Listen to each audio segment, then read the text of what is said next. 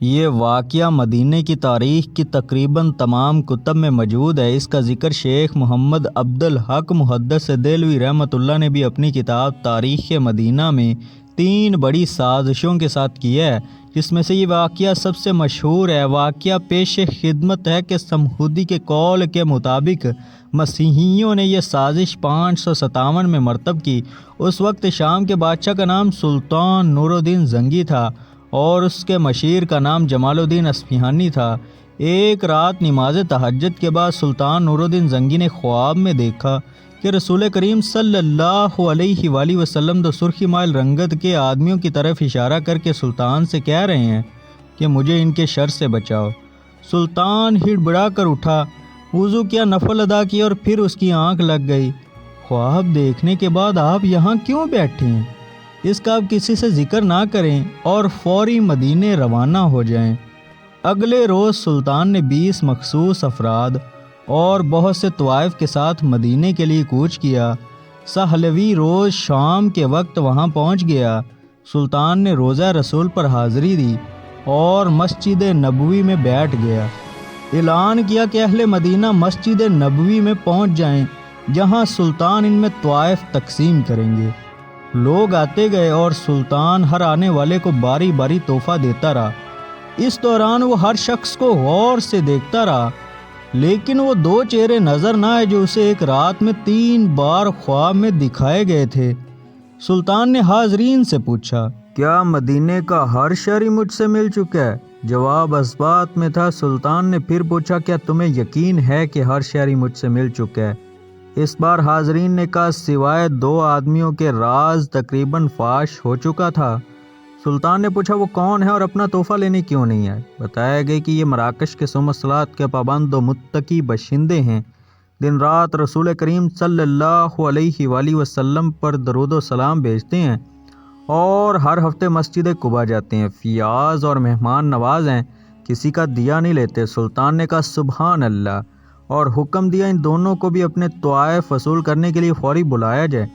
جب انہیں یہ خصوصی پیغام ملا تو انہوں نے کہا، الحمدللہ، ہمارے پاس اللہ کا دیا سب کچھ ہے اور ہمیں کسی تحفے، طوائف یا خیر و خیرات کی حاجت نہیں۔ جب یہ جواب سلطان تک پہنچایا گیا تو اس نے حکم دیا کہ ان دونوں کو فوری پیش کیا جائے۔ حکم کی فوری تعمیل ہوئی۔ ایک جھلک ان کی شناخت کے لیے کافی تھی، تاہم سلطان نے اپنا غصہ قابو میں رکھا اور پوچھا، تم کون ہو، یہاں کیوں آئے ہو؟ انہوں نے کہا، ہم مراکش کے رہنے والے ہیں، حج کے لیے آئے تھے اور اب روضہ رسول کے سائے میں زندگی گزارنا چاہتے ہیں۔ سلطان نے سختی سے کہا، کیا تم نے جھوٹ بولنے کی قسم کھا رکھی ہے؟ اب وہ چپ رہے۔ سلطان نے حاضرین سے پوچھا، یہ کہاں رہ رہے ہیں؟ بتایا گیا کہ روضہ نبوی کے بالکل نزدیک ایک مکان ہے جو مسجد نبوی کے جنوب مغرب میں دیوار کے ساتھ تھا۔ سلطان فوری اٹھا اور انہیں ساتھ لے کر اس مکان میں داخل ہو گیا۔ سلطان مکان میں گھومتا پھرتا رہا۔ اچانک نئے اور پرانے قیمتی سامان سے بھرے ہوئے اس مکان میں اس کی نظر فرش پر پڑی ہوئی ایک چٹائی پر پڑی۔ نظر پڑنی ہی تھی کہ دونوں مراکشی باشندوں کی ہوائیں اڑ گئی۔ سلطان نے چٹائی اٹھائی، اس کے نیچے ایک تازہ کھودی ہوئی سرنگ تھی۔ سلطان نے گرج کر کہا، کیا اب بھی سچ نہ بولو گے؟ ان کے پاس سچ کے سوا کوئی چارہ نہ تھا۔ انہوں نے اعتراف کیا کہ وہ مسیح ہیں اور ان کے حکمران نے انہیں بہت سا مال و زر اور ساز و سامان دے کر حاجیوں کے روپ میں مراکش سے اس منصوبے پر حجاز بھیجا تھا کہ وہ کسی نہ کسی طرح رسول پاک صلی اللہ علیہ وآلہ وسلم کا جسد اقدس روضہ مبارک سے نکال کر لے آئیں۔ استغفر اللہ۔ اس ناپاک منصوبے کی تکمیل کے لیے انہوں نے حج کا بہانہ کیا اور اس کے بعد روضہ رسول سے نزدیک ترین جو مکان کرائے پر مل سکتا تھا وہ لے کر اپنا مذموم کام شروع کر دیا۔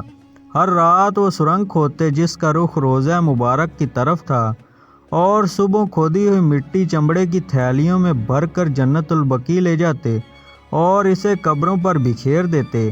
انہوں نے بتایا کہ ان کی ناپاک مہم بالکل آخری مراحل میں تھی کہ ایک رات مسلودھار بارش کے ساتھ ایسی گرج چمک ہوئی جیسے زلزلہ آ گیا ہو، اور اب جب کہ ان کا کام پایہ تکمیل کو پہنچنے والا تھا تو سلطان نہ جانے کیسے مدینہ پہنچ گئے۔ سلطان ان کی گفتگو سنتے جاتے اور روتے جاتے اور ساتھ ہی فرماتے جاتے کہ میرا نصیب کہ پوری دنیا میں اس خدمت کے لیے اس غلام کو چنا گیا۔ سلطان نور الدین زنگی نے حکم دیا کہ ان دونوں کو قتل کر دیا جائے اور روضہ مبارک کے گرد ایک خندق کھودی جائے اور اسے پگھلے ہوئے سیسے سے بھر دیا جائے تاکہ آئندہ کوئی بھی بدبخت ایسی مذموم حرکت کے بارے میں سوچ بھی نہ سکے۔ یہ واقعہ 558 ہجری بمطابق 1142 عیسوی کا ہے۔ سلطان نے روضہ مبارک کے قریب ایک چبوترا بھی بنوایا تاکہ ان پر ان کی قبور کی حفاظت کے لیے ہر وقت پاسبان رہے۔ یہ چبوترا اب بھی موجود ہے اور باب جبرائیل سے داخل ہوتے ہوئے دائیں جانب ہے۔